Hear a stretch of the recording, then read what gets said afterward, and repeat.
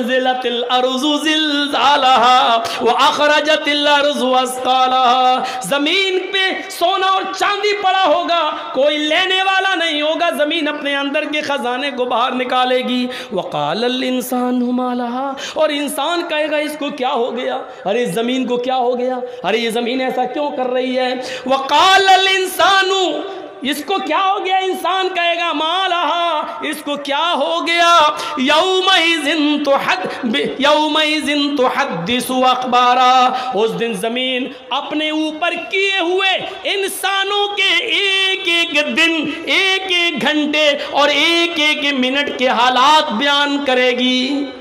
ہاں اے محلدار پاڑا والو، اے جلسہ کرانے والو، یہ زمین اس دن یہ حالات بیان کرے گی، اے اللہ زمین کے اس ٹکڑے پر تیرے فلاں فلاں بندے نے دین کا ایک جلسہ رکھا تھا، یہاں قرآن کی باتیں ہوئی تھی، قیامت کا ذکر ہوا تھا، فلاں فلاں نے دین کی باتیں بتائی تھیں، یہیں سے ہٹ کر تھوڑی دور 100 قدم کی دوری پر وہ زمین بیان کرے گی، ہائے اللہ، لیکن جلسے سے ہٹ کر یہاں پر لڑکیاں بے پردہ گھوم رہی تھیں، یہاں پر عورتیں بے پردہ گھوم رہی تھیں، یہاں ایک ایک کتیا کے پیچھے 10 کتے دوڑ رہے تھے، یہاں موبائل پر فلاں سے باتیں ہو رہی تھیں، یہ لڑکا فلاں لڑکی سے یہاں مل رہا تھا، یہ ساری زمین ایک ایک منٹ اور ایک ایک سیکنڈ کے حالات بیان کرے گی۔ یومئذ تحدث اخبارا، یہ زمین ایک ایک آدمی، ایک ایک انسان کے حالات کو بیان کرے گی۔ یہ نہ کہنا یہ زمین بے جانے کیسے بولے گی، آج ریڈیو بے جانے بول رہا ہے، آج ٹیپ ریکارڈ بے جانے بول رہا ہے، ٹی وی بے جانے بول رہی ہے۔ میرے بھائیو، جب بے جان چیزیں بول رہی ہیں، یہاں تک کہ ٹی وی میں آنے والی مودی اور مولوی جرجیز کی تصویر بھی بے جان ہے، جب وہ بھی بول رہی ہے، جب بے جان چیزیں بول رہی ہیں، تو اللہ تعالیٰ زمین کو بولنے کی طاقت کیسے نہیں دے سکتا ہے؟ جب اللہ کی دی ہوئی عقل سے سائنس بے جان چیزوں کو بلوانے پر مجبور کر سکتی ہے، تو کیا اللہ کے پاس ایسی مشینری نہیں ہوگی کہ وہ زمین کو بولنے کی طاقت دے؟ یہ زمین ایک ایک انسان کے حالات کو بیان کرے گی کہ فلاں نے یہ کیا، فلاں نے یہ کیا، فلاں عورت نے یہ کیا، فلاں لڑکی نے یہ کیا۔ یومئذ تحدث اخبارہا بِأَنَّ رَبَّكَ أَوْحَىٰ، اور ایسا زمین اپنی مرضی سے نہیں بولے گی، اس کے رب نے اس کو ایسا بولنے کے لیے اور ایسا کرنے کے لیے اسے حکم دیا ہوگا۔ یومئذ یصدر الناس اشتاتا لیروا اعمالهم، اس دن لوگوں تم بھاگ نہیں پاؤ گے، جس جگہ جمع ہوگے تمہارے اشتات، تمہارے عملی نمونے، تمہارے اعمال نامے تمہارے سامنے کھول دیے جائیں گے، تمہارے سامنے تمہاری پوری ہسٹری، پوری زندگی کے اعمال تمہارے سامنے ہوں گے۔ ہمیں قسم ہے اپنے عزت و جلال کی، اے میرے بندو تمہارے اوپر میں ذرہ برابر بھی ظلم نہیں ہونے دوں گا۔ فَمَن يَعْمَلْ مِثْقَالَ ذَرَّةٍ خَيْرًا يَرَهُ، اللہ کی قسم اگر تم نے چیونٹی کے سر کے برابر بھی ایک نیکی کی ہوگی، رائی کے دانے کے برابر، سرسوں کے دانے کے برابر بھی اگر ایک نیکی کی ہوگی تو تم اس کو بھی اپنے نام اعمال میں دیکھ لو گے۔ اور وَمَن يَعْمَلْ مِثْقَالَ ذَرَّةٍ خَيْرًا يَرَهُ وَمَن يَعْمَلْ مِثْقَالَ ذَرَّةٍ شَرًّا يَرَهُ، اور اگر تم نے ذرہ برابر، سرسوں کے دانے کے برابر، رائی کے دانے کے برابر، چیونٹی کے سر کے برابر بھی اگر کوئی گناہ کیا ہوگا، کوئی برائی کی ہوگی، تو اس کو بھی تم اپنے نام اعمال میں دیکھ لو گے، اس کو بھی تم اپنی آنکھوں سے دیکھ لو گے۔ ہم تمہاری نیکیاں بھی محفوظ رکھیں گے، تمہارے گناہ بھی محفوظ رکھیں گے، اور دونوں کو ترازو پر تول دیں گے۔ نیکیاں زیادہ جنت میں جاؤ، گناہ زیادہ جہنم میں جاؤ، ہم تمہارے اوپر کوئی ظلم نہیں ہونے دیں گے۔ اور کیا چاہیے؟ اور کیا چیخوں آپ کے سامنے، اور کتنا بولوں آپ کے سامنے؟ یہ قیامت کا ایک دردناک منظر، اور قیامت کے دن انسانوں کے حالات اس طریقے سے ہوں گے۔ ان احون اہل النار عذابا یوم القیامہ لرجل یوزع فی اخمص قدمہ جمرتان، قیامت کے دن سب سے ہلکا عذاب اس آدمی کو دیا جائے گا، سب سے ہلکا، سب سے بھاری نہیں، قیامت کے دن سب سے ہلکا عذاب اس آدمی کو دیا جائے گا جس کے پیروں کے نیچے 2 آگ کی چنگاریاں رکھ دی جائیں گی۔ 2 چنگاریاں، صرف جمرتن کہتے چنگاری کو، آگ کے انگارے کی ایک چمک ہوتی ہے نا، انگارہ بھی نہیں، ایک چنگاری، بیڑی بھی ہے، چنگاری اٹھ کے نکلی، آپ سے زیادہ کون جانتا ہوگا چنگاری کے بارے میں؟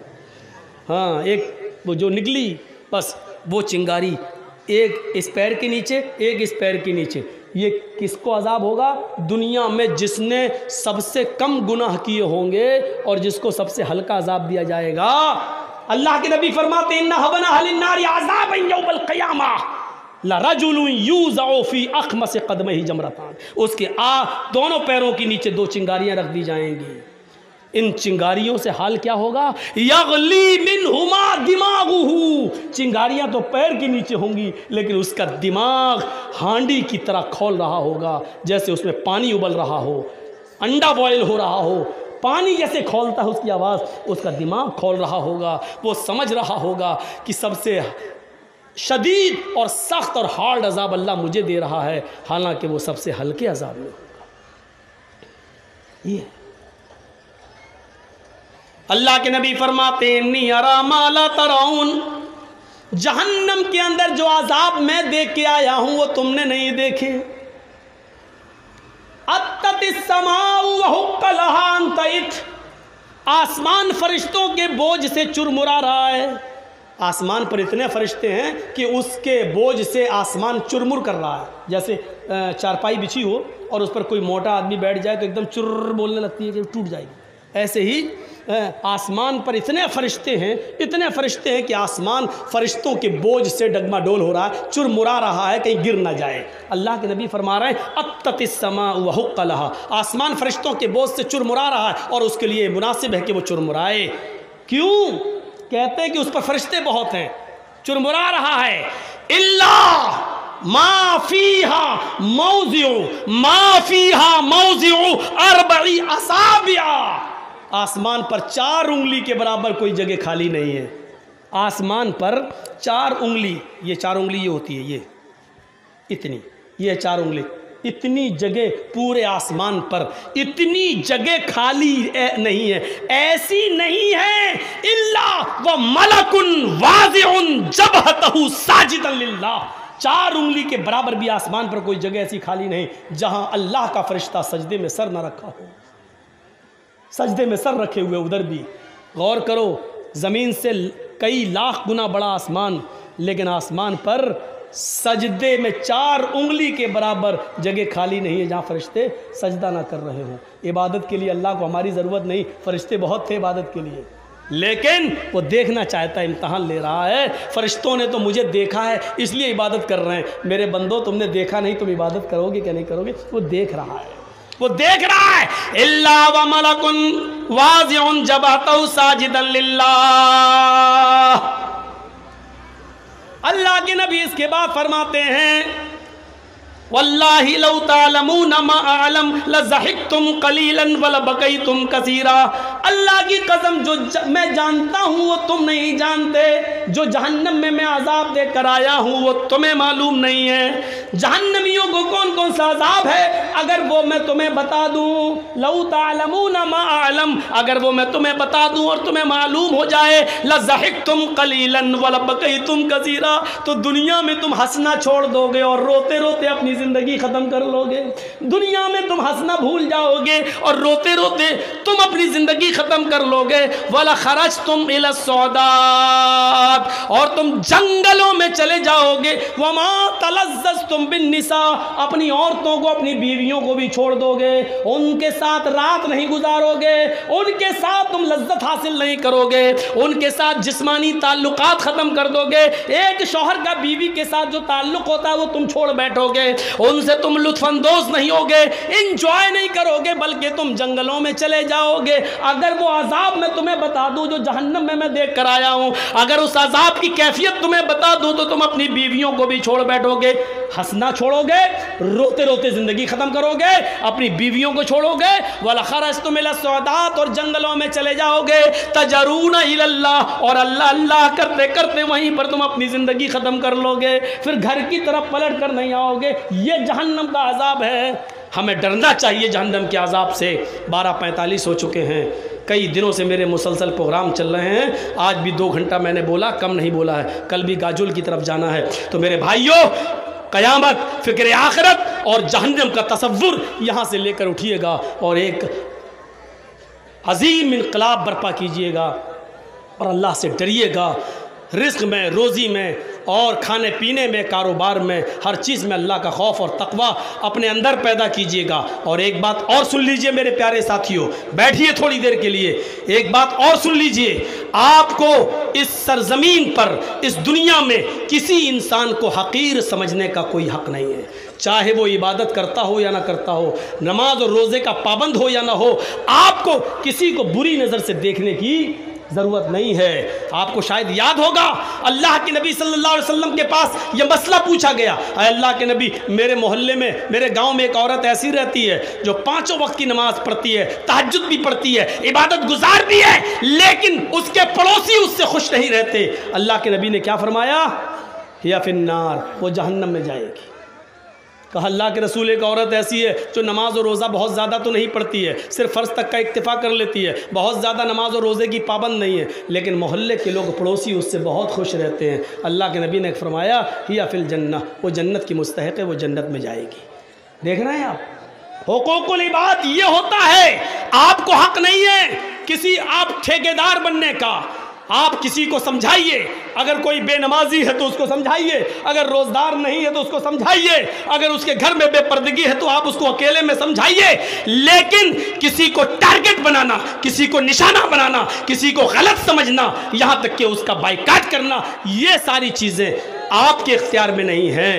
ہاں، یا تو قانون بنائیے، کسی کا ایک کا نام مت لیجیے، یا تو قانون بنائیے، ہمارے محلے میں جو بھی شراب پیے گا ہم اس کا سوشل بائیکاٹ کریں گے، جو بھی کسی بھی لڑکی کو لے کے بھاگے گا اور نکاح سے پہلے اس سے شادی کرے گا، ہم اس کی موت اور خوشی اور غمی میں ہم اس کے شریک نہیں ہوں گے، اور پورے ایک قانون بنا لیجیے، تب تو ٹھیک ہے، لیکن کسی ایک کے لیے اور باقی کے لیے نہیں، ایسا نہیں ہونا چاہیے۔ آپ اس بات کے ٹھیکیدار نہیں ہیں اور آپ کو یہ اختیار بھی کوئی نہیں دیتا ہے۔ میرے بھائیوں، اس چیز سے آپ خاموش رہیے، ڈریے۔ حضرت عائشہ نے اتنا ہی تو کہہ دیا تھا، اے اللہ کے رسول، وہ دیکھیے وہ ناٹے کت کی آ رہی ہے، آپ کی بیوی حفصہ، وہ دیکھو کتنی ناٹی ہے۔ تو اللہ کے نبی نے کیا کہا تھا؟ عائشہ، آج تم نے اتنے زہریلے جملے بولے ہیں، اگر اس جملوں کو سمندر میں ڈال دیا جائے تو پورے سمندر کا پانی کڑوا ہو جائے۔ آپ کسی کے بارے میں اتنے برے جملے مت بولیے، پتہ نہیں کب اللہ تعالیٰ اس کو ہدایت دے دے اور کب وہ صحیح راستے پہ آ جائے۔ اس لیے کوشش کیجئے کہ اس کو صحیح راستے پہ لایا جائے، لیکن کسی کو اتنا ٹارگٹ مت کیجئے کہ وہ شرم محسوس کرنے لگے نکلنے میں۔ آپ کو معلوم ہے کتنا احتیاط ہوتا تھا۔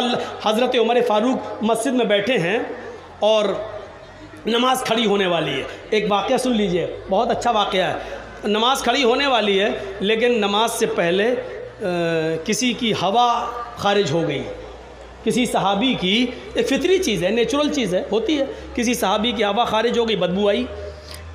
تو حضرت عمر فاروق رضی اللہ تعالیٰ عنہ نے کہا کہ جس کی ہوا خارج ہو گئی ہے وہ وضو بنا کے آئے، بعد میں نماز پڑھے۔ لیکن اب شرم کی وجہ سے کوئی اٹھ نہیں رہا ہے، اٹھیں گے تو پتہ چل جائے گا کہ میری ہوا خارج ہوئی، تو کوئی اٹھ نہیں رہا شرم کی وجہ سے۔ 3 بار کا حضرت عمر نے، ارے جس کی ہوا خارج ہوئی ہے وہ جائے وضو بنا کر آئے، میں انتظار کر رہا ہوں۔ تو ایک صحابی اٹھے، کہنے لگے امیر المومنین، شاید شرم کی وجہ سے کوئی نہیں جا رہا ہے، ایسا کرتے ہیں ہم سب لوگ دوبارہ وضو بنا لیتے ہیں، اس میں وہ بھی شامل ہو جائے گا، اس میں وہ بھی شامل ہو جائے گا جس کی ہوا خارج ہوئی۔ حضرت عمر نے کہا میں تمہارے اس مشورے سے بہت خوش ہوں، کسی کی کو ذلیل اور رسوا کرنے سے کوئی فائدہ نہیں۔ سب نے وضو بنایا اور سب نے پھر دوبارہ وضو بنا کے نماز پڑھی، اس میں وہ بھی شامل ہو گیا۔ تو کسی کو رسوا مت کریے، کسی کو ذلیل مت کریے، یہ میری آپ سے گزارش ہے، بلکہ اس کو اکیلے میں تنبیہ اور نصیحت کیجیے۔ یہ تعاون، یہ جلسہ مدرسے کے لیے ہو رہا ہے، مدرسے کے تعاون کے لیے ہو رہا ہے۔ مدرسے 1 سال ویسے ہی بند رہے ہیں، اساتذہ کی تنخواہوں کا مسئلہ ہے، اس لیے میرے بھائیوں 12:50 ہو چکے ہیں، میں صرف 10 منٹ اس اسٹیج پہ بیٹھوں گا۔ آپ کو مجھ سے کتنی محبت ہے، میرے ہاتھ میں اس مدرسے کے لیے کتنا دیتے ہیں، یہ مجھے دیکھنا ہے۔ میرے خاطر اس مدرسے کو آپ